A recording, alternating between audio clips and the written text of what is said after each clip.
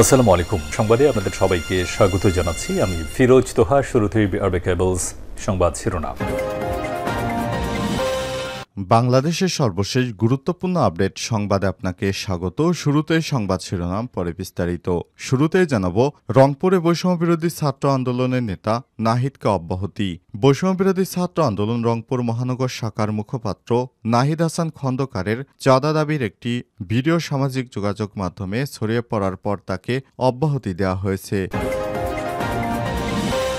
এরপর জানাবো, মাগুরায় শিশু ধর্ষণের ঘটনায় মামলা, গ্রেপ্তার 4। মাগুরায় বোনের বাড়িতে বেড়াতে গিয়ে 8 বছরের শিশু ধর্ষণের ঘটনায় 3 দিন পর 4 জনের বিরুদ্ধে মামলা করা হয়েছে। শিশুটির মা বাদী হয়ে মামলাটি দায়ের করেন। এদিকে স্পেন থেকে সাবেক আইজিপি বেনজির আহমেদ রাষ্ট্রবিরোধী ষড়যন্ত্র করছেন। একসময়ের দুর্দান্ত প্রভাবশালী সাবেক পুলিশ মহাপরিদর্শক আইজিপি বেনজির আহমেদ বর্তমানে স্পেনের আরাগনের বোর্জা এলাকায় একটি ডুপ্লেক্স বাড়িতে সপরিবারে বসবাস করছেন। দুর্নীতির অভিযোগ আসার পর গোপনে দেশ থেকে পালিয়ে গেছেন তিনি। এবারে জানাবো, যৌথ বাহিনীর অভিযানে অবশেষে সাবেক এমপির বাসা দখলমুক্ত।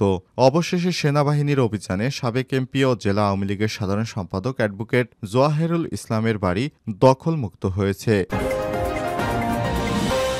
জানাবো, মাহমুদুর রহমানকে হত্যা চেষ্টার মামলায় আরেক আসামি গ্রেপ্তার। আমার দেশের সম্পাদক ড মাহমুদুর রহমানকে হত্যা চেষ্টা মামলায় আরেক আসামিকে গ্রেপ্তার করা হয়েছে। তার নাম জীবন মাহমুদ ডাবলু। তিনি কুষ্টিয়া আদালত চত্বরে হামলার ঘটনায় দায়ের হওয়া মামলার এজাহারভুক্ত আসামি। এবং সর্বশেষ জানাবো, সিরিয়ায় সরকার বাহিনীর হাতে আসাদপন্থী গোষ্ঠীর ৩৪০ সদস্য নিহত। সিরিয়ার নিরাপত্তা বাহিনী এবং তাদের সঙ্গে সংশ্লিষ্ট বন্দুকধারী ৩৪০-এর অধিক বেসামরিক নাগরিককে হত্যা করেছে। যাদের হত্যা করা হয়েছে তারা অ্যালউইড সম্প্রদায়ের। কয়েকদিন ধরে চলা সংঘর্ষে এই হত্যাকাণ্ডের ঘটনা ঘটে। যুক্তরাজ্য ভিত্তিক সিরীয় পর্যবেক্ষণ সংস্থা Syrian Observatory for Human Rights Rami Abdur Rahman বার্তা সংস্থা রয়টার্সকে এই তথ্য জানিয়েছে। প্রিয় দর্শক, এতক্ষণ শুনছিলেন সংবাদ শিরোনাম, এবারে বিস্তারিত। তবে তার আগে বন্ধুরা, অনুরোধ থাকবে সংবাদটিতে একটি লাইক দিন। এই চ্যানেলে আপনি নতুন হয়ে থাকলে আমাদের সংবাদটি দেখতে দেখতে চ্যানেলটি সাবস্ক্রাইব করে রাখুন। কমেন্ট করে বন্ধুরা আপনার মূল্যবান মতামত জানিয়ে দিন আপনি বিশ্বের কোন দেশ থেকে বা বাংলাদেশের কোন স্থান থেকে আমাদের সংবাদটি দেখছেন এবং শুনছেন। এবারে বিস্তারিত। রংপুরে বৈষম্যবিরোধী ছাত্র আন্দোলনের নেতা নাহিদকে অব্যাহতি। বৈষম্যবিরোধী ছাত্র আন্দোলন রংপুর মহানগর শাখার মুখপাত্র নাহিদ হাসান খন্দকার চাঁদা দাবির একটি ভিডিও সামাজিক যোগাযোগ মাধ্যমে ছড়িয়ে পড়ার পর তাকে অব্যাহতি দেওয়া হয়েছে। শনিবার 8 মার্চ রাতে বৈষম্যবিরোধী ছাত্র আন্দোলন রংপুর মহানগর শাখার আহ্বায়ক ইমতিয়াজ আহমেদ ইমতি ও সদস্য সচিব রহমত আলী সৈকর এক বিজ্ঞপ্তিতে এই তথ্য জানানো হয়েছে। এতে বলা হয়েছে, সাংগঠনিক শৃঙ্খলা ভঙ্গের অভিযোগে বৈষম্যবিরোধী ছাত্র আন্দোলন রংপুর মহানগরের মুখপাত্র পদ থেকে নাহিদ হাসান খন্দকারকে অব্যাহতি দেওয়া হলো। পরবর্তী নির্দেশনা না দেওয়া পর্যন্ত আদেশ কার্যকর থাকবে। অব্যাহতি প্রদানের বিষয়টি নিশ্চিত করে মহানগর কমিটির মুখ্য সংগঠক আলী মিলন জানান, কমিটির মুখপাত্র পদ থেকে নাহিদ হাসান খন্দকার অব্যাহতি দেওয়া হয়েছে। তার ব্যাপারে কেন্দ্রীয় কমিটি সাংগঠনিকভাবে ব্যবস্থা গ্রহণ করবে। এর আগে গত 1 মার্চ রাতে বৈষম্যবিরোধী ছাত্র আন্দোলনের রংপুর মহানগর শাখার মুখ্য সংগঠক আলী মিলন সৈকর এক বিজ্ঞপ্তিতে তাকে কারণ দর্শানো নোটিশ দেওয়া হয়। ওই নোটিশে বলা হয়েছে, আপনি অর্থাৎ নাহিদ হাসান খন্দকারের বিরুদ্ধে অভিযোগ এসেছে যে গত 28 ফেব্রুয়ারি রাত আনুমানিক 11টার দিকে অবৈধ বালু উত্তোলনের ঘটনাকে কেন্দ্র করে চাঁদপুরে চাঁদাবাজির অভিযোগে একটি ভিডিও সামাজিক যোগাযোগ মাধ্যমে ভাইরাল হয় এবং সে বিষয়টিকে কেন্দ্র করে বৈষম্যবিরোধী ছাত্র আন্দোলন রংপুর মহানগর সংশ্লিষ্টতার প্রশ্ন ওঠে। অতএব উপরোক্ত বিষয়ে কেন আপনার বিরুদ্ধে সাংগঠনিক ব্যবস্থা নেওয়া হবে না তা কৈফিয়তপত্র প্রাপ্তির 3 দিনের মধ্যে নিম্ন স্বাক্ষরকারীদের কাছে পৌঁছাতে হবে, অন্যথায় বিষয়টি সাংগঠনিকভাবে নিয়ম নিষ্পন্ন করা হবে। সম্প্রতি নাহিদ হাসান খন্দকারের চাঁদা দাবির একটি ভিডিও ভাইরাল এবং গণমাধ্যমে সংবাদ প্রকাশের পর তোলপাড় শুরু হয়। ভাইরাল হওয়া 2 মিনিট 41 সেকেন্ডের ভিডিওতে নাহিদ হাসান খন্দকারকে দেখা গেলে অপর প্রান্তে থাকা ব্যক্তিকে দেখা যায়নি ভিডিওতে দেখা যায় একটি পুকুর খননকে কেন্দ্র করে নাহিদ চাঁদা দাবি করছেন। এই চাঁদা দাবির কারণে রংপুরের নাহিদকে অবশেষে বৈষম্য বিরোধী আন্দোলনের সমন্বয়কের পদ থেকে অব্যাহতি দেওয়া হয়েছে। মাগুরায় শিশু ধর্ষণের ঘটনায় মামলা, গ্রেপ্তার ৪। মাগুরায় বোনের বাড়িতে বেড়াতে গিয়ে ৮ বছরের শিশু ধর্ষণের ঘটনার ৩ দিন পর ৪ জনের বিরুদ্ধে মামলা হয়েছে। মাগুরার অতিরিক্ত পুলিশ সুপার মিরাজুল ইসলাম বলেন, এই ঘটনায় শনিবার ওই শিশুর মা বাদী হয়ে সদর থানায় ৪ জনের বিরুদ্ধে ধর্ষণ ও হত্যা চেষ্টা মামলা দায়ের করেন। এ মামলায় শিশুটির ভগ্নিপতি সজীব হোসেন ১৮, বোনের শ্বশুর হিটু মিয়া ৪২, সজীব শেখের ভাই রাতুল শেখ ১৭ এবং তাদের মা জাবেদা বেগম ৪০কে আসামি করা হয়েছে। তাদের ৪ জনকেই গ্রেপ্তার করা হয়েছে। জেলা পুলিশ সুপার মিনা মাহমুদা বলেন, এরই মধ্যে মামলার তদন্ত শুরু হয়েছে। বৃহস্পতিবার দুপুরে মাগুরা শহরতলির নিজানুদ্দিয়াল গ্রামে বোনের বাড়িতে বেড়া গিয়ে ধর্ষণের শিকার হন বলে পরিবারের অভিযোগ। শিশুটির পরিবারের পক্ষ থেকে জানানো হয়েছে, শিশুটিকে প্রথমে মাগুরা সদর হাসপাতালে নেওয়া হয়েছিল। অবস্থার অবনতি হয় ফরিদপুর মেডিকেল কলেজ হাসপাতালে পাঠানো হয়। শিশুটির অবস্থা ক্রিটিক্যাল হয় ঢাকা মেডিকেল কলেজ হাসপাতাল থেকে স্থানান্তরিত করে উন্নত চিকিৎসার জন্য রাজধানীর সিএমএইচে নেওয়া হয়েছে। সারা দেশে এই ধর্ষণের ঘটনায় তোলপাড়ের সৃষ্টি হয়েছে। জানা গিয়েছে, বোনের শ্বশুরবাড়ি বেড়াতে গিয়ে বোনের শ্বশুরের হাতেই ধর্ষণের শিকার হয়েছেন শিশুটি। এরপর শিশুটির মা বাদী হয়ে ৩ দিন পর একটি মামলা দায়ের করেন। সেই মামলায় সঙ্গে সঙ্গেই তাদের গ্রেপ্তার করা হয়েছে।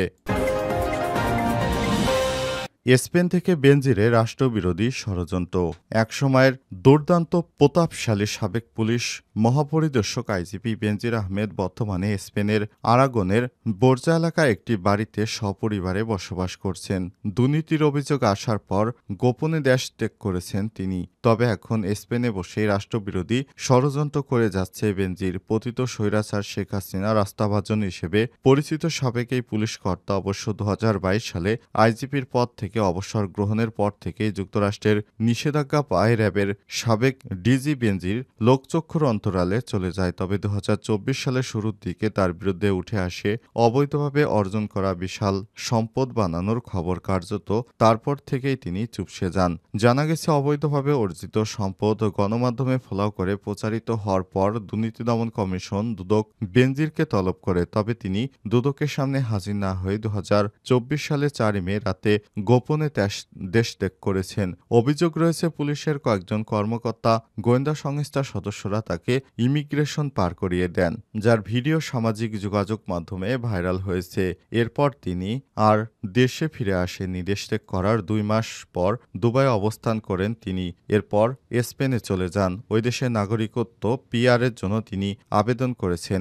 বেনজির আইজিপি থাকাকালীন ডিআইজি হিসেবে দায়িত্বে ছিলেন এমন একজন কর্মকর্তা আমার দেশকে বিষয়টি নিশ্চিত করেছেন। নাম প্রকাশ না করায় ওই ডিআইজি আমাদেরকে জানিয়েছে, আইজিপি থাকা অবস্থায় লাল পাসপোর্ট দিয়ে নিজের ও পরিবারের জন্য সাধারণ পাসপোর্ট নেন বেনজির। ২ বছর আগের ওই পাসপোর্ট দিয়ে স্পেনের নাগরিকত্বের জন্য আবেদন করছিলেন তিনি। তবে তিনি পিআর পাননি। বেনজির পুলিশিং লাইফে স্পেনে প্রায় ১৬ বার যাতায়াত করেছেন। আরাগনের বোর্জা এলাকায় তার কেনা একটি ডুপ্লেক্স বাড়ি রয়েছে। এছাড়াও ওই এলাকায় তার ২টি রেস্তোরাঁও রয়েছে। ওই রেস্তোরাঁগুলো থেকে যা ইনকাম আসে সেখান থেকেই তার ভালোভাবে চলে যায়। এছাড়াও তার কোটি কোটি টাকার সম্পদ রয়েছে। যৌথ বাহিনীর অভিযানে অবশেষে সাবেক এমপির বাসা দখলমুক্ত।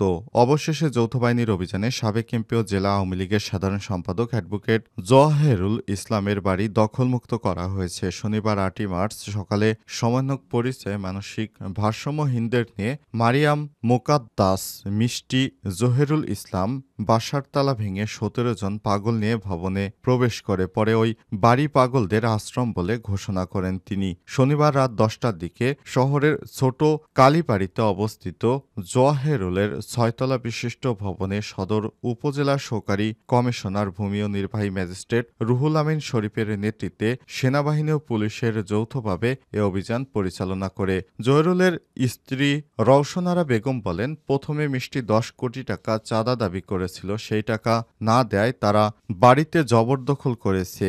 আমি এই ঘটনায় থানায় মামলা দায়ের করব। তিনি আরো বলেন, বাড়িটি আমার নামে আমার স্বামীর নামে নয়। আমি এই ঘটনার সঠিক বিচার দাবি করছি। সদর উপজেলা সহকারী কমিশনার ভূমি রুহুল আমিন শরীফ বলেন, ১৭ জন মানসিক ভারসাম্যহীনদের উদ্ধার করা হয়েছে। তাদের ভারসাম্যহীনদের সার্বিক সহযোগিতা করা হবে। উল্লেখ্য, গত ৬ ফেব্রুয়ারি বিক্ষুব্ধ ছাত্র জনতা সাবেক এমপি ও জেলা আওয়ামী লীগের সাধারণ সম্পাদক অ্যাডভোকেট জহেরুল ইসলাম ভিপি জহেরের বাসায় ঢুকে লুটপাট ও ভাঙচুর চালায়। গত ৫ই আগস্ট আওয়ামী লীগ সরকার পতনের পর থেকে সাবেক এমপি ও জেলা আওয়ামী লীগের সাধারণ সম্পাদক জহেরুল ইসলাম ভিপি সপরিবারে আত্মগোপনে রয়েছেন। এর আগেও মিষ্টির নেতৃত্বে জেলা আওয়ামী লীগের কার্যালয় জেলা আওয়ামী লীগের সভাপতি ফজলুর রহমান খান ফারুক, সাধারণ সম্পাদক জহেরুল ইসলাম, সাংগঠনিক সম্পাদক সাবেক মেয়র জামিলুর রহমান মিরানের বাসা ভাঙচুর করা হয়।